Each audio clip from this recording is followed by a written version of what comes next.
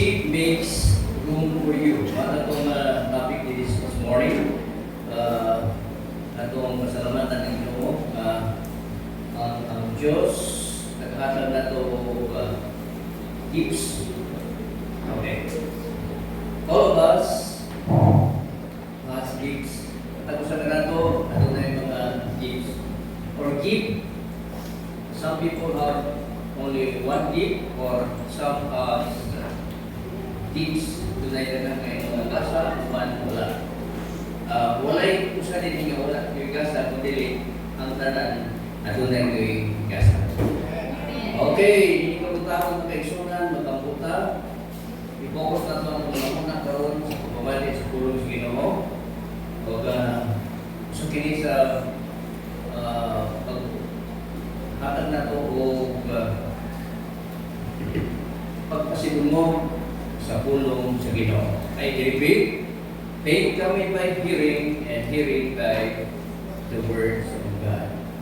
John 1:1, in the beginning was the Word, and the Word was with God, and the Word was God, Jesus Christ. Today, bangko na makaisunan. Our most precious and heavenly Father, we thank you so much for this wonderful day. Lord, thank you for your words na among pamatian karon. Tumuti Ginoo ang imong kapulong, maghatag na ng Dios o encouragement, pagtuon sa mga pulong aron kami magmalikon sa paglalakad niya kanimo. So patagdagan po kami ang among goal sa among paglalakad na makabaton kami fruits, which is the fruits of the Holy Spirit. Salamat din sa pagtabon. Lord, mamati kami Ginoo aron kami mag-grow sa paglalakad niya kanimo. In Jesus' name, Amen. Amen. Let's focus on the topic about seeds makes room for you. As I have mentioned last Sunday about the seeds is the key, skills, ability, or your money. Tithes and offering, everything, it belongs to the seeds. Proverbs chapter 18 verse 16, it says here, a man's gift makes room for you and brings him before great men. And repeat, a man's gift makes room for you and brings him before great men. So your seed makes room. So everyone here, matag-usa ka nato karong dinhi, has his own gift or gifts. Okay. Your seed makes room for you. It enlarges and broadens the way. So the word enlarge here, ibut kasabot sa pulong enlarge, ipadako ka, or expand, or prudence, padakon, o padakuon yun ang imong gifts ng hatag sa Ginoo. That's the purpose of God. So the sermon title is the power of your gift. So there is power of your gift. Do they say the home? So gifts is just as your money. If your money invested, kung ang imong kwarta i-invest nimo, makaigsunan, makaginansya ka. So as your skills, your gifts, kung ang imong gift makaigsunan, kung dili nimo invest, makaigsunan, dili kini maghimo o room for you. So it means brothers and sisters, there is power of your gift. Okay, doon ay kahong ang imong gift o kasa. Balik ko na po ang Proverbs 18:16. A man's gift makes room for him that brings him before great men. Ang imong kasa, maghimo ni kanimo og dako kayong room. Mo matod pa sa dili i-enlarge niya, i-expand niya ang imong gifts nagisgutan din sa matapusan na nila. Dili ba bisa sistema din kita pareha og gifts? Dahil mo, wala sa ko dahil ako wala ko sa ko. Dili ba? Isang pumatag ko illustration. Kani sa ka abogado. Kanya sa ilang probinsya, sakay siya kay protekta ng probinsya, siya abogado siya. Isakay siya bangka. Itong bangka, usulod na ito sa ang bangka, usulod ng ito katao. Ang tagiya sa bangka o siya. Ngayon na yung abogado na doon. Nag-eskwela ka ba?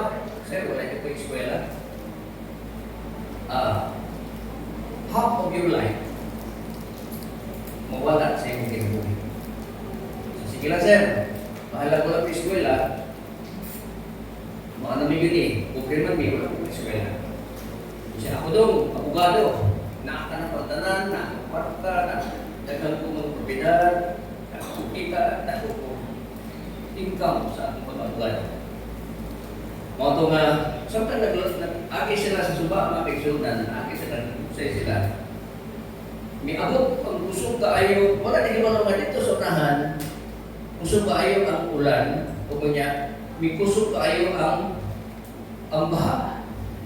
Mingon dayon ang dagiya sa bangka. Sir, makibalo ba ang ulan mo eh?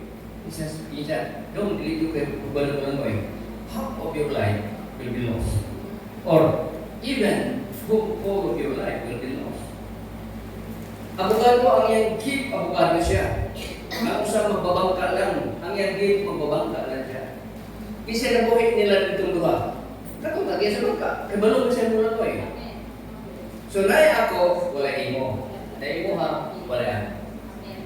So, ang atong sa Biblia mga kaigsunan, gina-expand sa Ginoo ang imong mga gifts. Okay.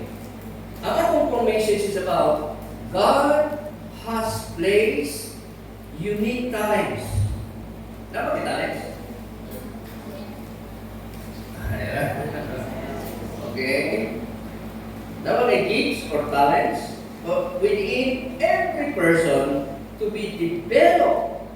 So, your talents, your gifts within every person to be developed.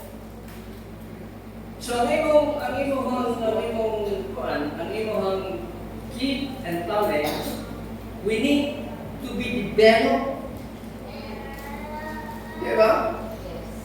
Isa ba din iba mo lang mo eh? Second month eh? Yan lang, na. Doon ka po. Okay, sa inyong paglaro eh, kaya po mo okay tali, paglaro lang mo dito.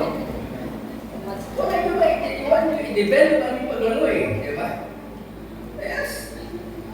So, i-develop na mo, hantod mo, appeal ka sa tinawag ito. Dito sa France, sa Italy, dito sa Olympics. Oo na. So, wala din mo i-develop ang imong gifts mag-express. Na mga classmate na ko mga bright kayo, na mga kato kayo, na mga classmate na mo, bright kayo.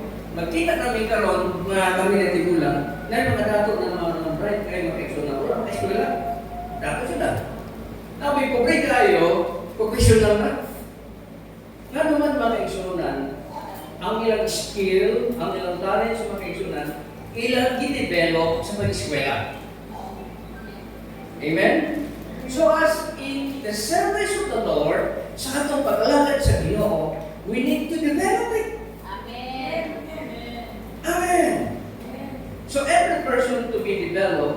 and used for His glory. Ang imong gift kay mga kaigsunan will be used for the glory of God, which create opportunities. When you give glory to God, it will create opportunities. Hello? Kung maghimo ka o maghatag ka glory ato sa Ginoo, it will create opportunities. And also, it will create influence. Influence. It will create access to positions of purpose. So in the service of God, you need the gifts for the glory of God. Amen? So, that is the first power of the gift. Now, una-una, there is a treasure within definition of gift. The treasure is, this refers to a natural talents or natural skills or natural abilities, even a generous offering and present. So kini nga mga kaigsuonan nga kini nga maong treasure nga naa sa ato mga kaigsuonan, ako dugay kay kong treasure hunter, pero wala gyud ko nakuha ng gold. Ang tuwa din ko kuha hindan lang eh. Pero ay mga kaigsuonan, samtang natuon ka sa Bible, there is a treasure inside in you. Kung sa nga treasure, that is a gift. Gitawag ka na siya mga kaigsuonan ng natural abilities or natural talents and skills and abilities. We need to develop it for the glory of God para sa kahimayaan sa Ginoo mga kaigsuonan. Amen. So everyone is designed with a divine purpose. Everyone. Pagkakusa ka na mga kaigsuonan, gidisenyo ka na, gidesign ka na siya for a divine purpose. For a divine purpose. Mga kaigsuonan, tungod kay ang Ginoo nakahibalo sa imong ugma, nakahibalo ang Ginoo kung asa ka. And no one is without a talent or a gift. Wala yung isa ko sa ang anaan yung talent and gift. Sa first division na isutan karon mga kaigsuonan, unsa kini gitawag og the gift makes room, or the gift makes room. It means there is a value of cultivation. Value of cultivation. Sabi sa'yo pa na siya, ang bili o value sa imong pag-cultivate. Cultivation, makita niyo na siya sa mga farmers, mga mag-uuma. Dapat kung mag-cultivate ka o magtanong ka o mga rice o mga corn o sa kaniya. First of all, you need to cultivate ka. Ako mag-uuma ako, ito kayo na mga kaigsuonan. 8 years old ko, nagsugod ako o magtanong. Hantong gabi ato kung Bible school, mga kaigsuonan, makibalo yung tanong. So, doon ay technique, mga kaigsuonan, how to cultivate. Now, gifts makes fruit. First, mga kaigsuonan, your gifts, you need to refine your skills. Refining your skills. So may refining mga kaigsuonan. Dito na may akong paniya na tinawag ng mga refinery. Yan sa may meaning sa refine o refining. Refining means to remove impurities or the unwanted elements from the substance. So first of all, sa imong kinabuhi mga kaigsuonan, you need to remove the impurities. Mga butang nga mahugaw sa imong kinabuhi. Sa atong pagkalagad sa Ginoo, kinahanglan na ito itong mahugaw. Amen. Isa may makuha sa mahugaw, Ginoo ikaw. Dili ikaw. Dili Ginoo may makuha sa imong mahugaw. ang imong pagduol sa Ginoo nga nagpasaylo, kundi ikaw mo biya sa imong pagtuo. Amen? Biya. Alam mo yung Lord, kuhanin sa kanili sa mong baba. Wala akong Panginoon dito. Kuha mo sa kanili sa mong baba. Hindi. Ikaw may mamuha. Ikaw ni mo simod. Wow, kunin mo. Kaya Ginoo, hindi na tumanaw. Ikaw ang makaisunan. Mudul ka sa Ginoo. Amen. So, refining your skill. So, it means remove impurities. Example, just as the muscles get stronger. Kung saan magkadako sa imong muscles?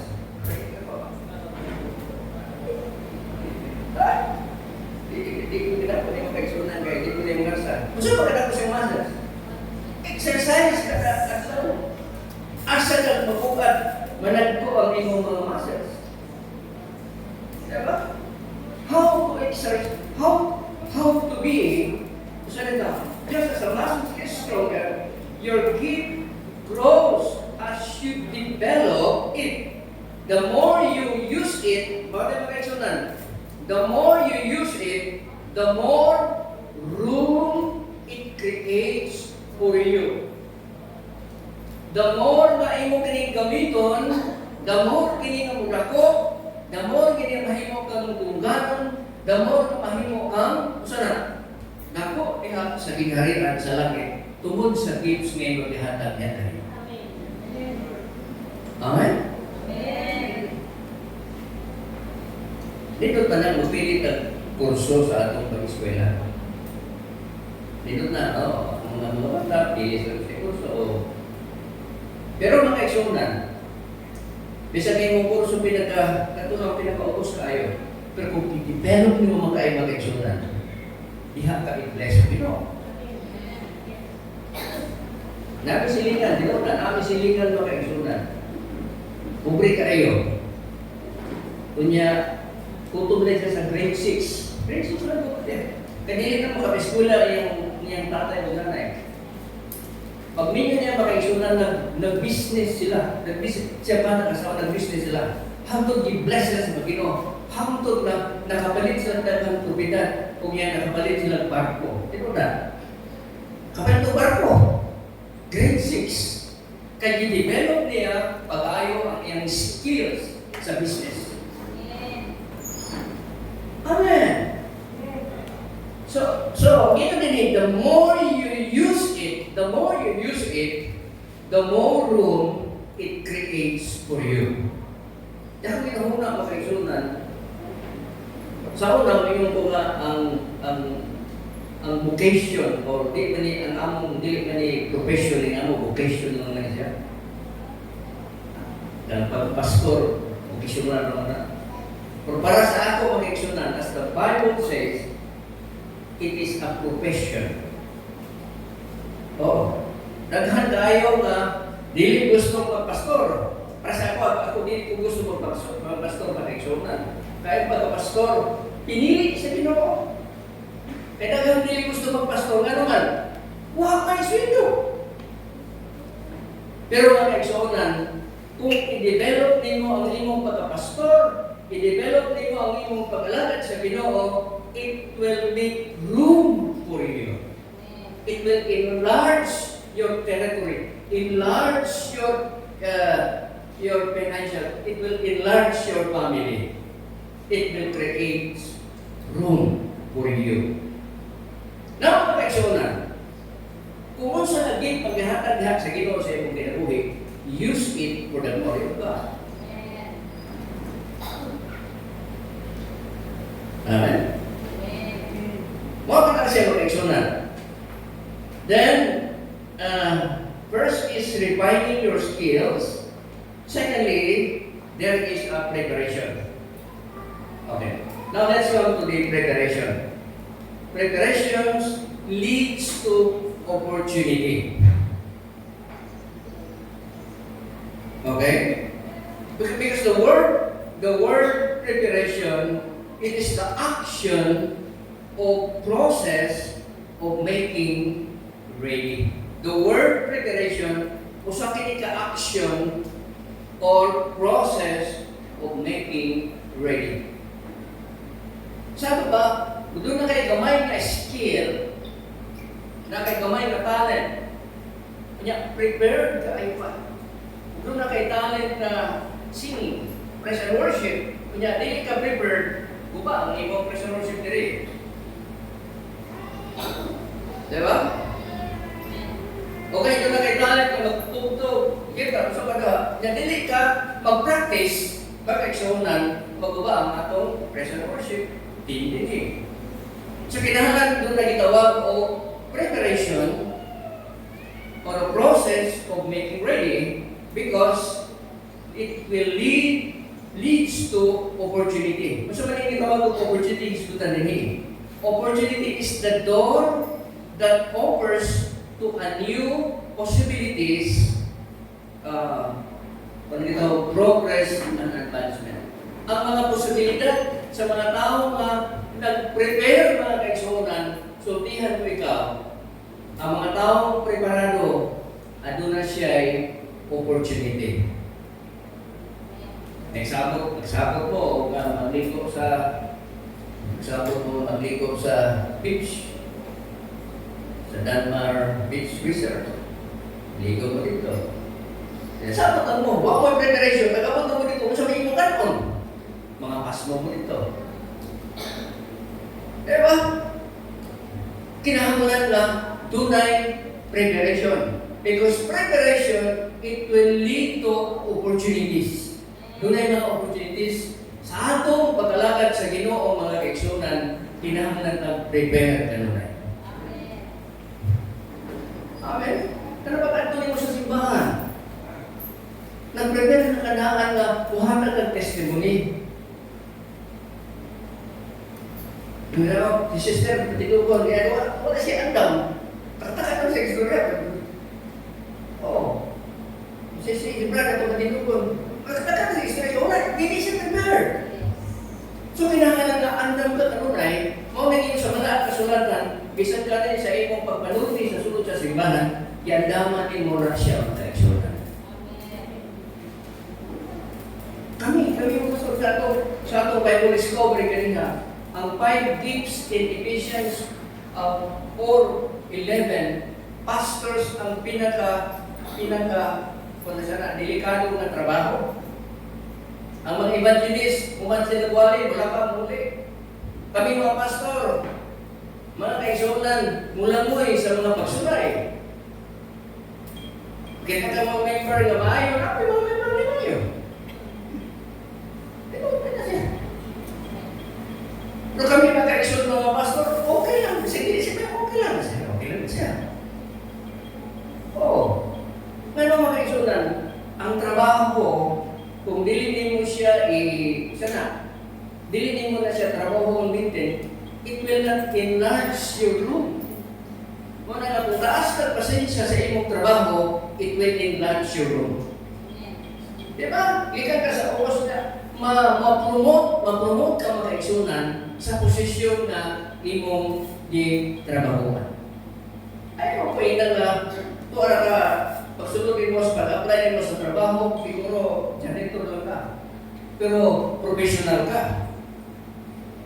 One of these days, na mahimo kong maglingkod ko dito sa teller. One of these days, mahimo kong manager. One of these days, mahimo kong owner. Because when you do it for the glory of God, it will enlarge your territory.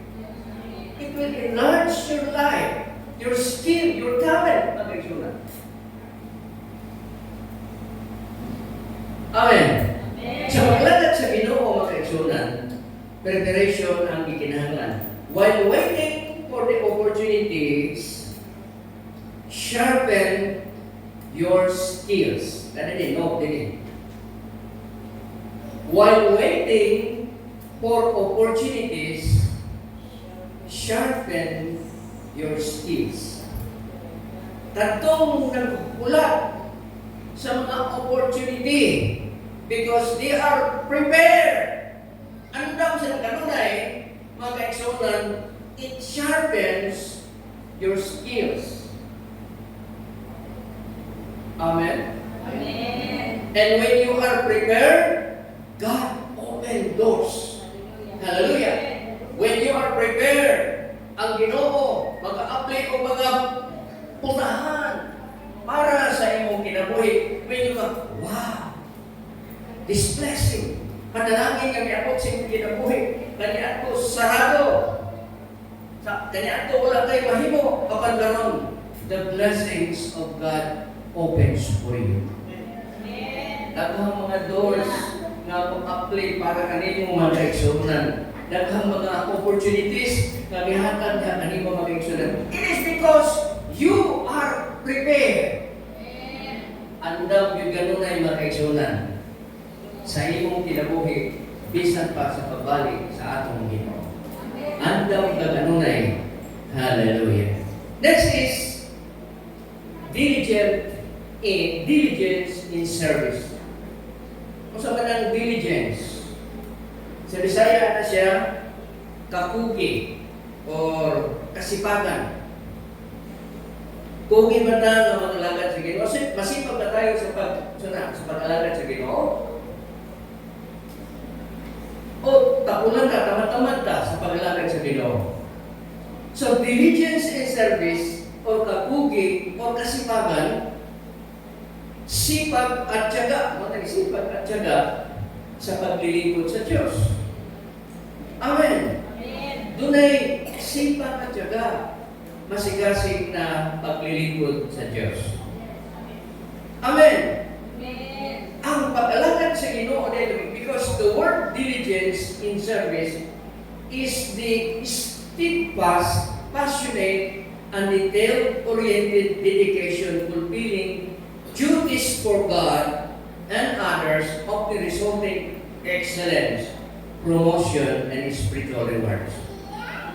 Tuhon na ito mga kanang gitawag og diligence in service resulting in excellence and promotion and spiritual reward. Ang ganyan ko ba, uy, ano ko ba, gi-bless sa Ginoo, ako wala man. Ngano ko ban, maayo man sila kaayo. Ako wala man sa ako. Inugdumi, lahi ang imong game, lahi imong skill. Focus on your skill. Focus on your gifts. I-focus. Ayaw pa, una-una sa ulan. Diba? Sa estudyante pa ko sa Bible School, nana ko yung mga kontak sa gawas. Di naman na. Kontak na ko si Maurice Rollo. Ay siya dito ko. First year ko sa Bible School. Sige na kong sulat ang gato sa gawas sa US, sa Canada ako sa gawas. Kontak na ko si T.L. Osborne. Magandang ko na sila kain mga evangelists. Dakan na kontak sa unang pensionan. Sa first year pa ko sa Bible Seminary. Si Billy Brown, the Lord, sama ko sa ilang Ginoo, sama ko pagpandot na tumba na yun. Ano naman? Pagpandot na or kiri na yun. Dili na yung mga kaigsunan, naakay ka, galing yung nag-give na lihatag sa Ginoo. Amen! Para sa inyo kamong mga young people, kamong mga yantis, kamong mga nangalagad sa Ginoo, focus on your gift. Kung may inyong gift, manage na. Kung sa gift ninyo, drive na. Focus sa pag-drive na. Kung sa ba ninyo ang wallet ko, check. Mo-check na ka, check na. Saan tao ka na. Kung sa ba na iba, mga gift mo makaiksunan, focus sa imong gift makaiksunan, yan ay bless Ginoo. Basta ka ng imong nahibaluan, ihatag para sa Ginoo. Ang Ginoo, He will create a door of opportunity para kanimo makaigsunan na i-bless ka sa Ginoo. Kaya ang katayuan sa Diyos, blessing. Hindi cursing. Ang katayuan sa Ginoo, panalangin ka sa Ginoo makaigsunan. Hallelujah. Amen. Hallelujah. Mato na pastor sa Surigao. asawa. Kanya, yabot ang panahon na wala nalingkoy ka ng income sa church. Hindi na akong asawa na magtrabaho naman siguro ko rin. Langyaw, matuto sa Manila, mangita akong trabaho. Kung sa may pag-eskwela na akong mga anak, tulong na akong mga anak, makiksunan, wala, mag-listen ko high school. Yabinon ko sa Google ko na kung ako ko sa Manila, kung saan ko trabaho nito? Ako na po ang pastor na rin yung ibabaw ko. Di ko driver. Hindi ko gagawin mag-karpintero. Wala ko kayo sa opisina. Basta kami maluan, pastor na rin ko. Bago sa po dito, magwali ko dito. Mato na, ampo lang yun sa Ginoo. Kung niya, yabot ang panahon, nga doon na tayo tao may mga peskulahon ng imong mga anak. Doon ay mga tao ka, kadayon ka. We will help you. Na mga iksonan, mga opportunities na gihatag nimo, gihatag sa Diyos para nimo, nga wala nimo kanya siya i-expect sa imong kinabuhi. Wala ka i-expect sa imong kinabuhi. Ang Diyos ay nagpamuhat na sa imong kinabuhi kung faithful lang ka, nagalagad sa Ginoo. Ang ikinahanglan sa Diyos is faithfulness. Amen? Ito itong i-explain ni Sister Michelle about obedience. If you are not obedient to the Lord, because obedience is better than sacrifices. You make many sacrifices in the church, but you are not obedient. Amen? Amen. Hallelujah. Obedience is better than sacrifice. Now, pag-example. Next is using your gifts in the service of God and to others leads to prophecy. Inasayo na ito pag-example. Ang imong gifts, ihatag nimo para sa Ginoo, kung ato sa uban, it will leads to prophecy. Sa ato pa, kahanas o kahusayan. Mahanas ka diha, mahusay ka diha. Bato ko pa ng liran, kung sa maning mong gift, ihatag sa Ginoo, kung trabaho ko nimo para sa Ginoo, mahanas ka diha, maabdi ka diha. Because proficiency is a high degree of competence or skills, expertise, advancement in the knowledge or skill. So, mahanas ka diha. Diba? Ayun, pag-ingon nga, maayo ang iyong gift na o. Maayo ang imong gift. Na naman, di siya kayo maghakas sa gift. Dili ikaw nagkuha sa gifts nito. Ginoo ginagawa. Pagkatao ka nimo, isundan na sa Ginoo ang imong espiritu sa gifts niya. Ano yung nako nimo, imo to gamiton para sa iyang kahimayan. That's the power of gifts. Natapusan. The gifts brings you before great men or the result of the employees.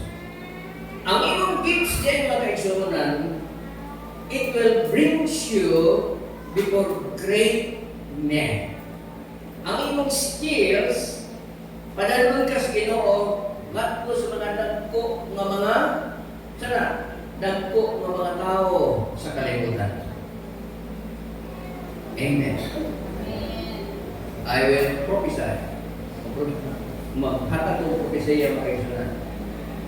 Usa sa inyo dinhi, tawagon sa Ginoo ngadto sa dagko nga mga dapit. Not only in the Philippines, but in Asia and the whole world. Amen. Amen. Usa rin mga tao karon, di mo balik ang Ginoo. Ang uban wala nagtrabaho sa layo sa UK, US, China. Isa na sa kaigsunan. Nga naman, develop your skills. Ano example ninyo, yung people ni Pastor Brett, businessman. Ang yung business wala na sa lahat dito sa South Africa. Ang yung business na nasa whole Asia. Distributors of rice. Nag-distribute sa rice kada nation, dagkong mga po. Ano mga kaigsunan? Di-develop niya yung skills about business. Amen? Pero ganun lang i-building sa day. So siguro, sa day-building mo tayo. Palito na rin mo ng sasabihin na Jollibee niya. Yes! Anak ka sa Ginoo! Anak ka sa Diyos! Amen! Ayaw mo ka-opposite mo galing nun. Anak ka sa Diyos, mga kaigsunan. Faithful ka ba sa Ginoo? Ang mga taong prepare, kaigsunan, dunay opportunities. Ang opportunities, it will give you doors of blessings. Ang mga doors of blessings, mga kaigsunan, it will make you professionship. Sa mga na, mahanas ka diha sa imong gamay ka trabaho. O kunyan imong gamay ka trabaho, mga kaigsunan, mahimong dako, mahimong sako. Kaya ba naman natin mo prito manok? Ano man ang mga dako mga prito manok na mangyari na? Kaya prito ako mga prito. Balik ang ingredients ito. Nasa yung sikreto, mga kaigsunan. Sikreto, ano man, nahanas sila diha, mga kaigsunan. Amen. So this pagkalagad sa Ginoo, your skills, trabaho ka ang iyong skills, it will make room, big room for you, or rooms for you. Dapat po mga rooms para sa iyong kinabuhi. Hallelujah. Yung kayo mga graduate na ko sa college, no, hindi pa na siya. Hindi pa na siya. You must be faithful to the Lord. Ang graduating sa college, makaisundan. That's the beginning. You improve your skills. You improve makaisundan. Kasi graduate ka sa college, sa niya, wala na siya mag-graduate, kung niya, faithful siya sa Ginoo, mas nako kasi business siya sa imo ha. Diba? Kailangan ka pang Ginoo na bibigyan mo kaigsunan. Diha sa Ginoo, diha ang mga opportunities paglalakad sa Ginoo. Because the gifts brings you to great men, because this is a divine appointment. Amen. It is a divine appointment. Divine appointment, God uses your gifts to connect you with influential people. Amen. Ang Ginoo magagamit sa iyong gifts, your skills, to connect with influential people. Dili sa kalibutan, mga kaigsunan. Mga tao, bisag wala, mga lakad sa Ginoo, they are very influential. Gamiton ka sa Ginoo para magka-connect kanila, mga kaigsunan. Amen. So, divine appointment, and next is you need to position. There is a positioning.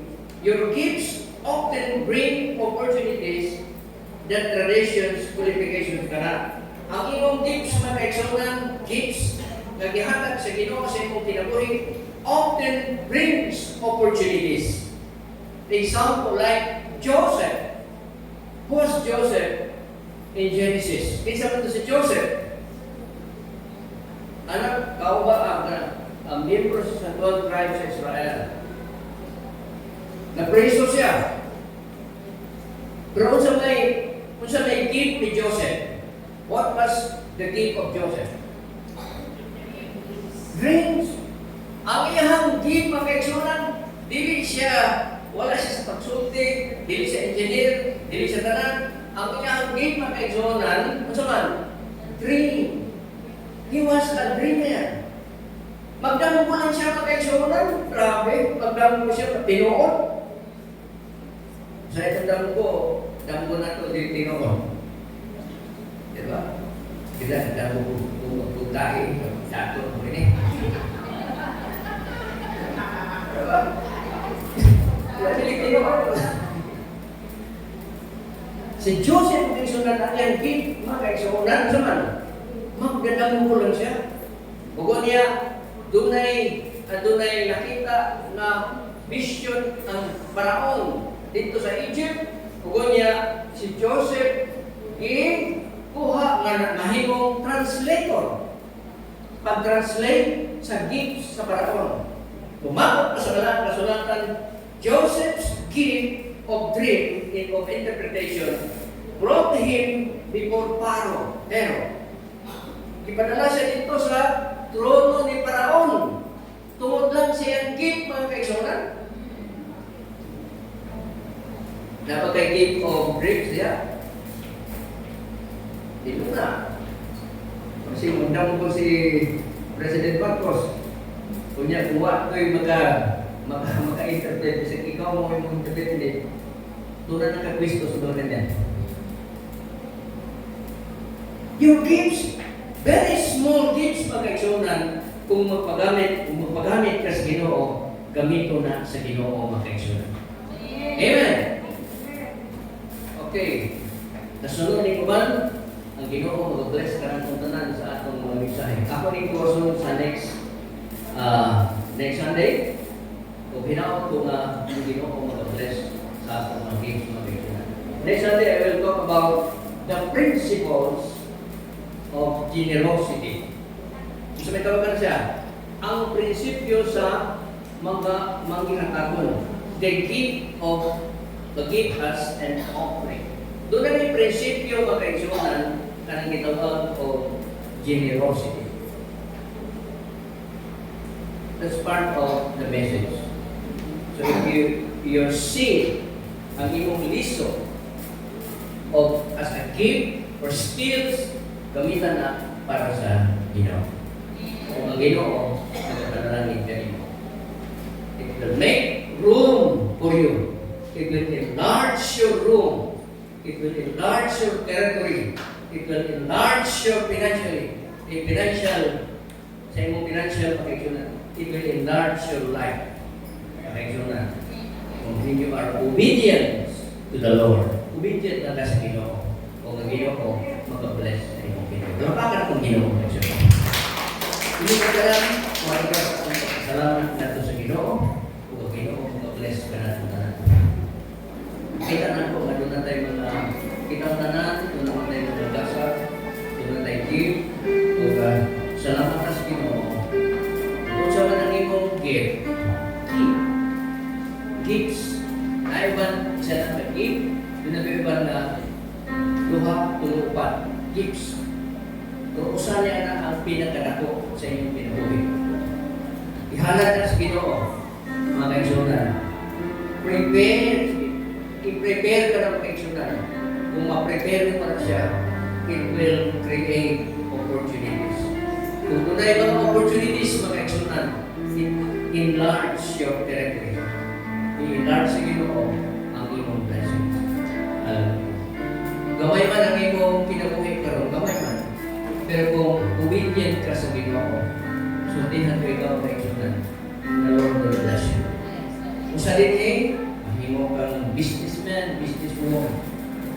Kung sa din mahimo kang nasa gobyerno. Makaposisyon mo kaigsunan diha sa gobyerno.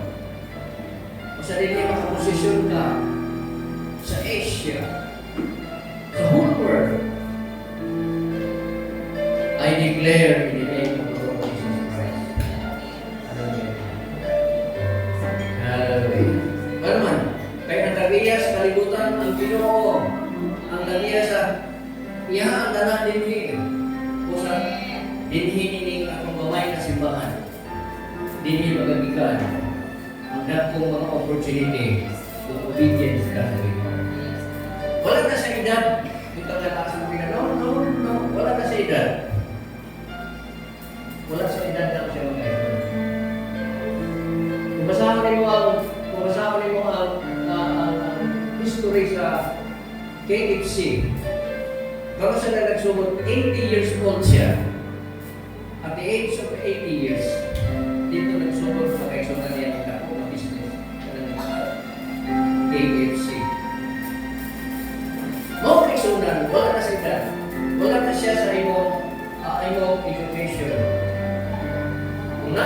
skill. Practice. You must practice it. Practice makes you improve. Practice. Pinaka-practice ka na. Practice ka para sa Ginoo. I-practice na siya para sa paglalakad sa Ginoo. Pinakis siya mong gifts. Ang Ginoo, malipay ka rin mo. Hallelujah. Lord, pagkaw mo kami declaration karoon lang. Ikan sa akong church, Ginoo, Father God, walay limit ang kinabuhi.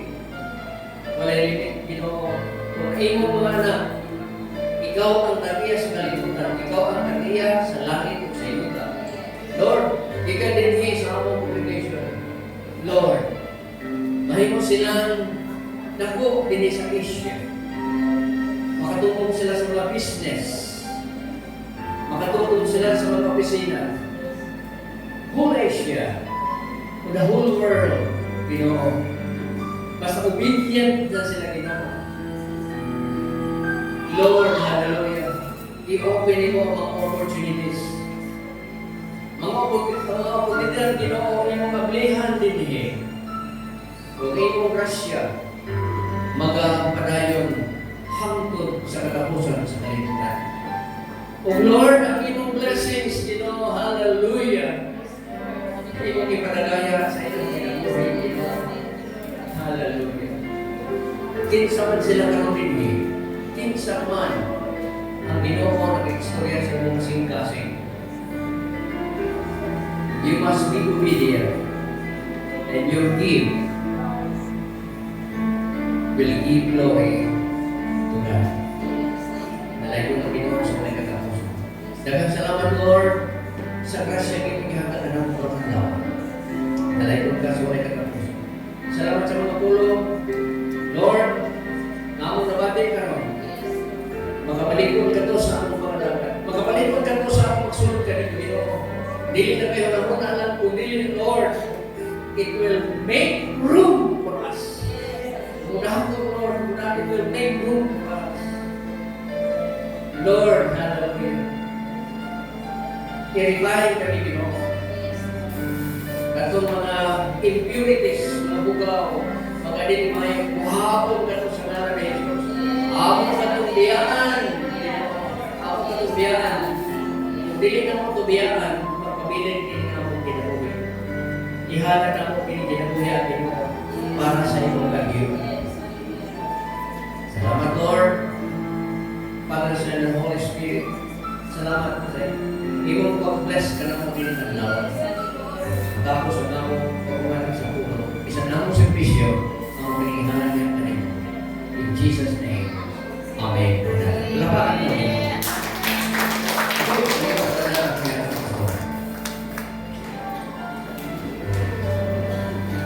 Praise God. Thank you for the message of today. Salamat na nabusog ka sa mga mensahe ni Kadlawa kahon. So, nangutan ko sa na isa to'y bunot last Sunday. Ako si Sir Mimi. Okay. Ako si Sir Isa.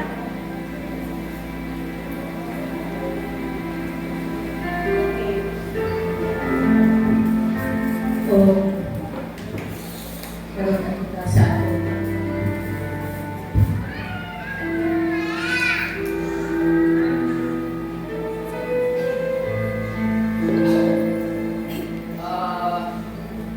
Mas po na ito i-class na ito pabalik ang atong banong sa mga taong